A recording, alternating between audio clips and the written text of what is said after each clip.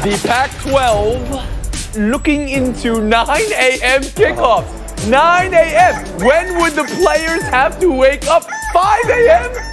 Their biological clocks will be ticking like this, national panel. There's some positive traction right there. Let's go around the horn. The defense. Anybody would agree with that, Woody. You got to wake up a little earlier in the morning than that to get me to watch Pac-12 football. Oh, that's wrong. Tony, mute him. Mute him. We not looking at the battle of L.A. We got bigger things in mind. I have these notes, but I got to say I'm just fired up to be here today. It's pretty cool. Pretty damn cool. Wow! Oh boy, all that's missing really was Start Me Up by the Rolling Stones, right? Bill, you wrote for today's LA Times. This feels real. This feels like it could have some traction. This feels like a city is gonna start paying closer attention. You saw something yesterday that was different than all the other times. Expound, please. Now, Paul George was answering my question in the video. Do I get points for that, Tony? Perhaps? Is that right? I didn't know that. You actually do, but since you called yourself and you made it known, you lose the points. Okay. Anyway, yes, Steve Ballmer has yelled before. They've had pep rallies before, but never before have they had one where the two best two-way players in the NBA were sitting on the stage behind them. Never before have they had one where these two LA players, chose to come to back home and chose the Clippers over the Lakers. Never before have they had this kind of momentum. Never before have they had the kind of team that has real championship expectations. This was huge yesterday. And again, people are making fun of Ballmer for yelling and screaming, but that's how the Clippers feel right now. They feel like they've turned a corner, and if this thing works out, this could have long-term ramifications on their place in the city. So how close are the Clippers to being LA's team then, Bill Plaschke, after this momentous occasion yesterday? Well, there's still a long way. Whoa, okay. So after everything you just said. But the NBA world turns slowly, and it could be turning toward the Clippers. Oh, wow. Woody Page, how'd you hear everything Bill Plaschke just told us? Well, I know it's difficult, but he was asking all the questions. I thought that was astounding. All right. You know what, Bill? Everybody else wanted for Bill to do it. So it's good for Woody to say that. Yeah, and Bill, I think you should. I'm going to give you this. You should change the nickname of the team to Rob City. They robbed away from the Lakers. One of those players. They robbed away from the Thunder. Another player. They robbed away the attention from the Lakers with that press conference yesterday. Looked like the mascot was out there instead of the owner. But you've got to, given the history of the Clippers and their ownership, you got to be excited about a guy who's probably the richest owner now in professional basketball. He is one of the most excitable owners. And I think that even though some players might look at him and say, well, he's a little bit off, I think he's just fantastic for the game. Sort of like when Mark Cuban came into the game, gave it a different aspect. I think getting those two players there, that this really, with Doc Rivers, gets an opportunity to coach them. I think this is going to be fantastic. And I would place it now more at 65 Lakers, 35%. When they get into that arena, you would. Oh, okay. Well, I'm here for this conversation. Plaschke, you want to immediately give your take on Woody, 16. We're talking 16 championships. The Clippers will probably never get the 50-50 in our lifetimes, but a little bit is good for Frank them. Isola, join us. Yeah, Steve Ballmer got excited when he saw our good friend Bill Plaschke in the audience. That's when he started in with the violent clapping. When you think about how they've changed the perception of this organization, they've never made it to a conference finals. And what Steve Ballmer has done, Doc Rivers, Michael Winger, Lawrence Frank, Jerry West, they've changed everything about it, much like what they've done here in Brooklyn, where you're in the shadow of the bigger team. In the case in New York, it's the Knicks. In the case in LA, it's the Lakers. And it's been the little guys that have scored big. The Clippers knocked it out of the park in free agency. Two huge players ended up going to the Lakers, one of them being a free agent, Kawhi Leonard, and it wasn't the Lakers. That's hard to believe. Clinton Yates? First of all, I realized that Ballmer has a new Halloween costume in Chris Farley, and if I don't do what he says, I'm going to end up in a van down by the river. That being said, if you're Ballmer, you have to be very excited about all of this because of look at who this team was. It wasn't just who Donald Sterling was in terms of a bad owner. We're talking about a relatively bad person on the overall up and up. He runs into a team. The Clippers turn it around as things. Doc Rivers is there, and they've got an actual good basketball team. They absolutely should be this pumped. I'm agreeing with Frank completely. There's no way in the world that I think think that the Clippers, moving to the level of the Lakers is a bad story for the NBA at all on any Moving to the level. Is that what we're saying now? We're saying moving to the level? So you're closer to Woody Page's side of the street. Worked on it, Reality. Bill Plaschke, you want to address that? Yeah, well, no, I want to address the Frank's comparing the Lakers to the Knicks. Come on, Frank. Lakers have 16 championships. I said the market. Don't even go there. Frank, respond. Well, I'm talking about it's the littler team in the big market. And by the way, the best thing that happened to Kawhi Leonard by not going to the Lakers, then it becomes kind of like the Golden State Warriors. We know which team's going to be in the finals. Think about what he did for the balance of power by going to the other team in L.A. And Bill Plaschke, you get 82 games next year, 41 for the Clippers, 41 for the Lakers. Enjoy it, and you better be at all. Yeah, that's when Plaschke recognizes that, he starts clapping like this. It's a very violent clap from Steve Ballmer. We'll move on now. My favorite story in the show, a story out of college football. The Pac-12 looking into morning kickoffs, 9 a.m. local. Commissioner Larry Scott told this to Brian Fisher, NBC Sports. 9 a.m. This is, of course, about being able to be seen on TV by markets outside of the West Coast at 10 a.m. for Woody and 11 a.m. for Sarah Spain and 12 for Frank and Clinton Yates, and not beyond at 11:30 at night there. But 9 a.m. Woody Page, you're in this conference. Please go ahead. Well, Larry Scott should be addressing another point. You're going to have to get up very early in the morning to be as good as the Big Ten or the SEC, and that's not going to happen. That's what he should be talking about. But I would say this. If you really want to play games at 9 a.m. in the conference, go to the East, find one of those West Virginia kind of teams, and put them in the conference, and you can play the games there at noon. But, I mean, you're going to ask your fans to tailgate at 4:30, 5 a.m. in the morning. You're going to ask your players to wake up in the middle of the night, go to the stadium. Why don't you be like LSU then and just put beds in the locker room and the guys can spend the night there before the game? I just don't think this makes any sense at all, that if you were any good, people would tune in and watch you at 9 o'clock in the morning or 9 o'clock at night. You got to make the conference better. It's been just irrelevant the last several years. Guy Sola? No, but he's talking about getting into the East Coast market. And by the way, there are Big Ten teams that play in the Midwest, and sometimes their games come on at 11 o'clock in the morning, Central Standard Time. I think it's a smart idea. Breakfast in L.A., breakfast in the desert. Do it maybe 6 or 7 times a year. Not every team. Why not every? It's a good gimmick. It gives them exposure at 12 o'clock in the afternoon on the East Coast. But let's face it, sometimes we have some bad games on at 12 o'clock. I'm not going to name the schools because you know who you are, but why not put a Pac-10 Pac-12 game Maryland at that time? I think it'd be good. Clinton Yates? I didn't say that. I was just going to say the Terps are the teams that are on too early. Frank, you know all about that. But I don't have a problem with this idea for the same reason. It gives you some exposure. The reason why the conference can't get better is because nobody knows when they're playing, and kids who are any good don't want to go to those schools to play. You're Pac-12 after dark. That doesn't mean anything to anybody who's already asleep. At least if you have eyeballs on your programs, people understand. All right, so you don't want Pac-12 after dark. You want Pac-12 before light. That's what you want. I need both. Give me a once in the morning, Jobby, before noon. All right, now we finish up on the West Coast. Bill Plaschke, how do you consider a 9 a.m. start time? Yeah, Frank and Clinton, I'm glad that the Pac-12 fans can have their experience ruined for your entertainment. So you can watch them on TV. That's ridiculous. The whole thing is ridiculous. The fans should not have to pay for the conference's incompetency. The fans, what's wrong with a 1 p.m. start? What's wrong with a 4 p.m. start? They never had. Why does it have to be why does it have to be 9 a.m. or midnight, for Pete's sake? I think the conference is really stretching in here. And plus, and Frank made this point, so they want to be on the early games. The early games are always the bad games. They're always the terrible games. They're always the least watched games. I don't care what coast it's on. Dumb idea. Frank, you want back in, please. Floor's yours. It's not every game, Bill. It's one a week, maybe for 8 weeks. It's a slippery slope, Frank. What would be wrong with playing?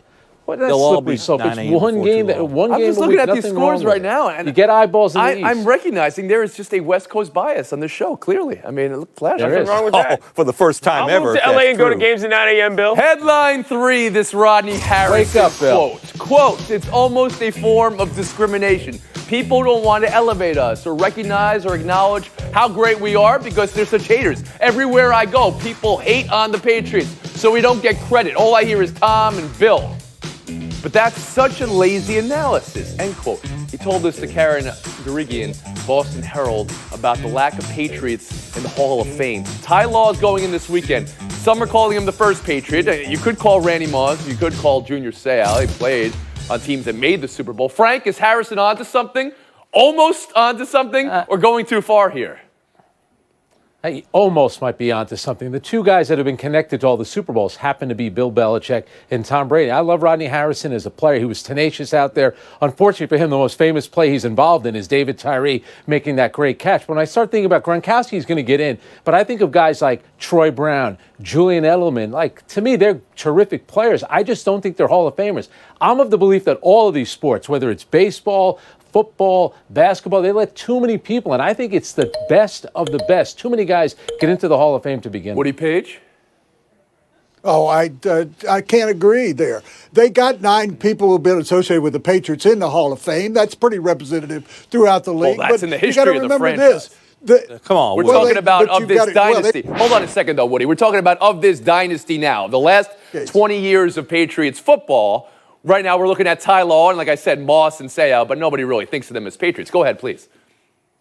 Well, I think Rodney Harrison was talking into the mirror that he'd like to get into the Pro Football Hall of Fame. And there are at least, and I'll include him, there are at least 6 guys that have a real possibility over the next 10 years, depending on how long Brady's around. And here's another point about it. At the Super Bowl, they all go out as a team.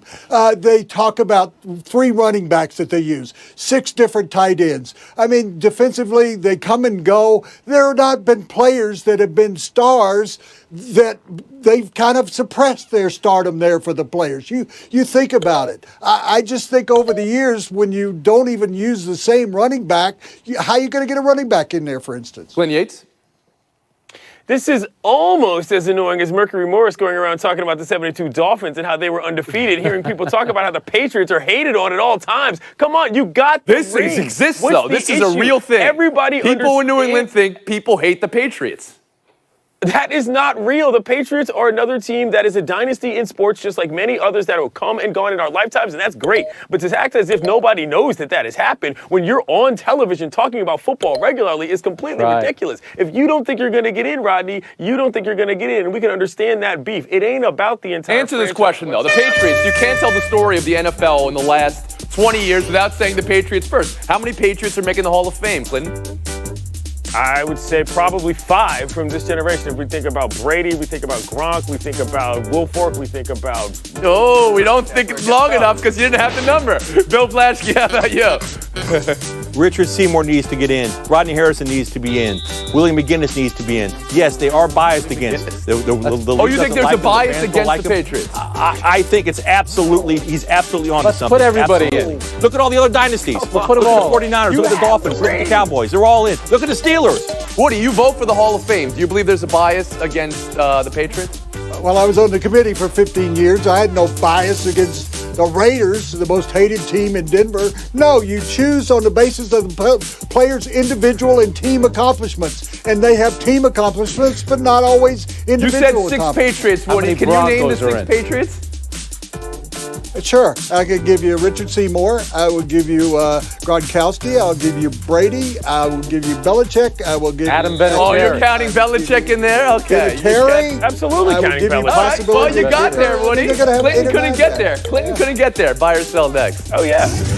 It is a little bit of a work in progress as we go through and try to find out what exactly our guys do well and make sure we showcase that. That's Packers coach Matt LaFleur talking about his work in progress Packers. Looking at the scores here in this West Coast bias, I realize I always go to Los Angeles first and buy or sell. Clinton Yates, You do. buy or sell work in progress for the Packers.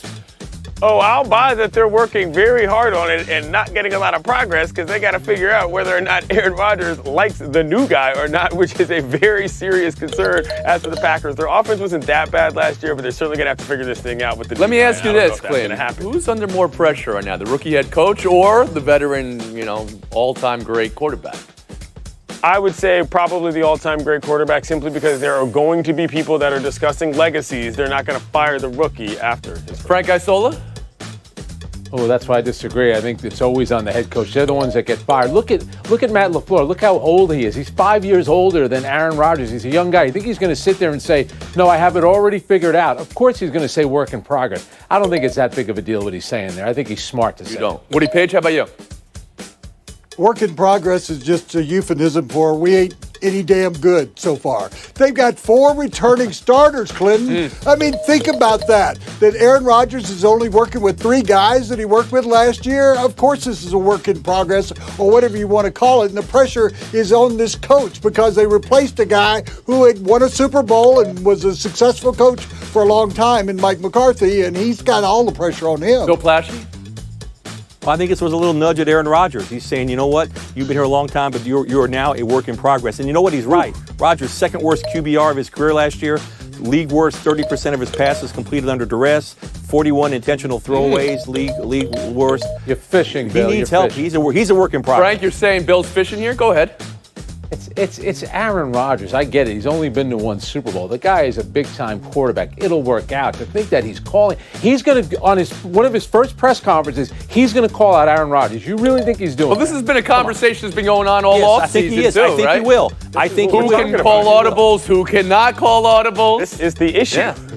There's pressure under both. There is. We'll move on. Fire Cell 2, Taylor Lewan's plea and polygraph. I received a letter from the NFL a few weeks ago saying that I failed a drug test for offspring. I want everybody to know that I've never taken the supplement knowingly and I've never cheated the game and I never will. I went and did a polygraph test about offspring and knowingly taken it and I passed that test. I've never cheated myself and I never wanted you guys to feel cheated. And I'm sorry. Frank, how do you consider a player giving a plea like that, talking about a polygraph, all over this positive test and his potential suspension? Well, listen, I feel badly for him, and maybe he's telling the truth, but the bottom line is he got caught. And I feel like the only guilty guy that ever admitted, yeah, I took something to try to get back quickly was Andy Pettit. Everyone else says, no, I took it. I didn't realize what I was taking. I think that's the typical defense for every player out there. Woody Page? Well, first of all, I should have gotten a better background. I mean, that really wasn't a good spot to be apologizing. But here's a guy that got an $80 million contract, highest paid left tackle in the league. They're going to really need him for Mariota. They really need him for their running game. And to have a situation like this, you have a center with the NFL where you can send all your supplements. You can go to your training staff and get stuff. He made a terrible mistake. He's going to have to live with it. Bill Plaschke? Yeah, I think I might believe it or have more emotion for it if we haven't seen it a million times before. How many times have we seen athletes say exactly what he said in exactly the same contrition, and they're always exactly dirty? So I don't believe it. And the polygraph doesn't do anything for you, Plaschke? No, he just added a new little twist to it. Doesn't do anything for me. Clint Yates? Woody, are you talking about bad backgrounds? As somebody that enjoys beautiful, lush sets as much as we all do here, that was a good look from this guy. He's got the neon, he's got the longhorn. It looked actually kind of honest, even if it was bizarre and he had like sponsors on his head. I mean, come on, he was in his own home zone. I mean, he was honest. He said what he needed to say, but at least he looked good. So his honesty here that he didn't knowingly do something. Wonder about those unwritten rules. And he's taking off for third. And even the fans don't like it. I know exactly what would happen now. Well, how about this, Bob? In a different era. So Pirates announcing crew had an issue with it. Bill Plaschke, you have an issue with stealing 2 bases up 7? In the No, unwritten rule. Since when is there an unwritten rule against stealing second base or third base against a team that's not paying attention in the 4th inning of a game? That's ridiculous. So announcers need to lighten up. And Bill, they weren't booing the runner. They were booing the Pirates for not holding him on base or being so far behind early. Of course, it was okay. We've seen enough. All right, so you guys are both saying it's okay, and you thought the crew got a little bit over, over the top there with their criticism there. Point to each, making it interesting in Showdown 2.